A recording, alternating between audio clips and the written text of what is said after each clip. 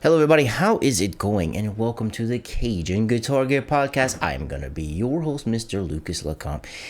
And guys, sorry about not having a podcast last week. I went on a trip to Memphis. I absolutely did not have time to get you guys a podcast before I left. But I'm gonna make up for it this week. I literally just rolled out the shower. I'm technically still wet. I'm doing this late, but I wanted to get a podcast out for you guys. Useless information. I cut my grass for the first time this spring, and I had all kind of weird grasses that grew like 2 feet tall in a matter of like a week and crazy, so I had to do that. Did that late, had to hit the gym, and I finally came home, eat, showered, and now I'm doing a podcast for you guys. And this week in gear news was like beyond slow. I probably missed some things, but it's kind of hard for me to kind of keep track of stuff at my new job because, like, basically if you look at your phone, you're evil, and you always have to be paying attention to what is happening at the job. But that's neither here nor there. My new job's going pretty good, actually.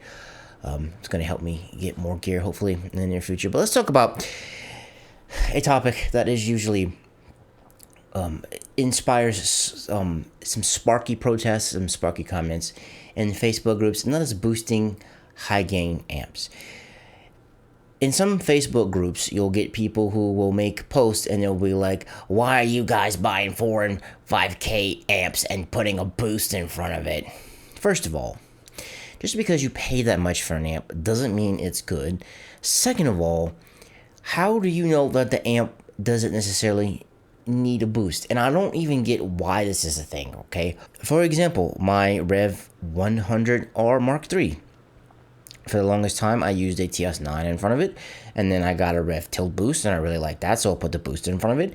And I got a Maxon OD808X from my friend for an awesome deal, and I put that on it, and it sounded great, so I stacked that with the Revv tilt, and it sounds great. And I have like way too many drive pedals. I have a Dirty Tree, which is great on the 100R because you can suck out a lot of stuff, and you get a great gen tone with that. I have a Mesa Overdrive. Forgot which one it is. It's over there. I can't exactly see it. I bought during COVID. I went crazy with pedals. Like, you can kind of see them behind me if I didn't completely cop it out. I bought a juice box drive pedal. I bought a Digitech one that had like all kind of different drives in it. I went crazy, and I want to do reviews of all of them just to kind of see, to show people like what they can do. Because when I looked up a review of the OD 808X, like, I didn't find one that had any metalcore riffs through it, and it made me kind of sad because it was just like a bunch of really bland stuff. And the one review that I found that actually showed me what it sounded like was like on some like super simple riffs, and it compared the ODX to the original OD.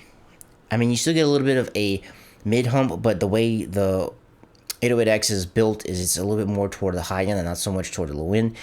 So it sounds great.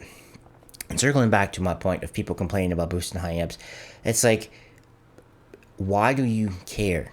Okay, I mainly use my drives as kind of like an EQ, right? I scoop out that nasty low end that I don't like. It gives me a nice little sizzle on top, and I like it. And it makes me play better. It makes my playing enjoyable, right? It makes me have fun playing, and that's what's important. Because sometimes if you don't put a boost in front of an amp, it sounds really dull. Some amps don't really need them. Some people, you can put a boost or a driver in front of it, and you kill like the level in the gain, and you just kind of use it to shape your tone. And that's how I mainly use my drive pedals. But somebody explain it to me in the comments. Why do people love arguing about boosting expensive amps? I don't get it. Like, do they think using a boost or a driver in front of it, like, only cheap amps benefit from that? Like, I'm really confused. Like, I really am. Some amps you don't need it. Like my 5150 combo, I tried putting a drive in front of that the other day when I played it for the first time in a very long while, and the drive really didn't make a difference. I don't know if that was like the IR setup I had. I turned that through my DAW, and it felt so bad, to be honest with you. I'm so used to playing through my Axe and playing through my Revv that has a captor built in, and it's run like directly to my Focusrite claret. So, like, the response is there and it feels really good, but like when you have to run an IR loader through a DAW, it sucks because the latency's there, and I mean you can lower it. That's kind of the reason why I don't really like using. Let me rephrase that. I don't really like playing through plugins because it feels really bad. So this one is going to be short and sweet, guys. I don't want to keep you here all day because I'm just going to be rambling away. So let's help me address some things. Why do people think that boosting expensive amps is a bad thing? I really don't get it. Like, you can use pedals in front of the amp to help shape the tone. I mean, some amps don't have anything to help shape it.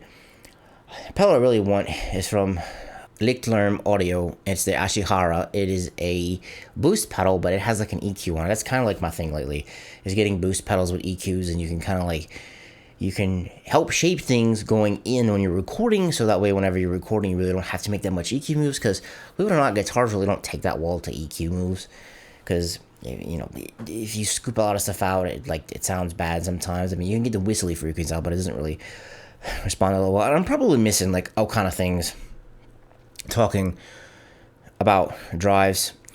I'm kind of like a newcomer to drives, believe it or not, because for the first big part of my life playing guitar, when I had like an actual real rig, I had a Johnson J Station and I ran that through my Marshall VS100, right?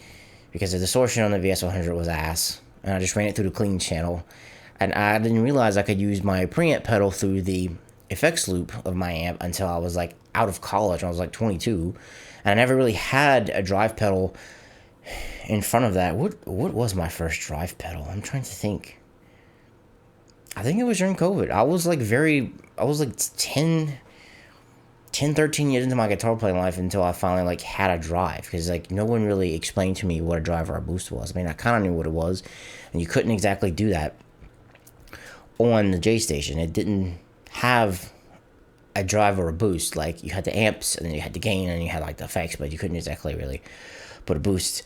But let me cap this out, because I'm kind of going off the rails. But yeah, I may be getting things wrong about drives. I mean, so like I said, let me know in the comments down below, because I'm not 100% sure. I'm new to it. I mean, some people have been using them for years. There is a difference between a boost and an overdrive. Overdrives tend to have a mid hump in them, typically. I say typically. Boosts typically don't. They're kind of the same thing, sort of, not really. Recently, I've been taking more to boost, like I said before, because you don't really have that mid hump in there. But tilt boost, I love it because you can squeeze some stuff out. Boosts that have EQs on them and drives that have EQs on them are really good, because you can kind of shape your tone. You can get the stuff you want out. You can put some stuff that you want in. And my overall opinion on boosting high gain amps, boost them if you want. If they're cheap, boost them. If they're expensive, boost them. If you want to play them at low levels, boost them. Because the main important thing is shaping your tone and getting it to the way you want, so that way it inspires your playing, so that you're having fun, so that you can write music. That is an ultimate goal. But I just think a lot of people just like to sit in Facebook groups and argue about pointless crap, because that makes them feel important, because they're hiding from making music or playing. I really don't know. But the only thing I'm going to say is that most of the people you see who are writing music and who are on the grind and, you know, pumping stuff out, they're not in Facebook groups arguing over stupid stuff. So that's where I'm going to leave this one, guys. There's some short and some sweet.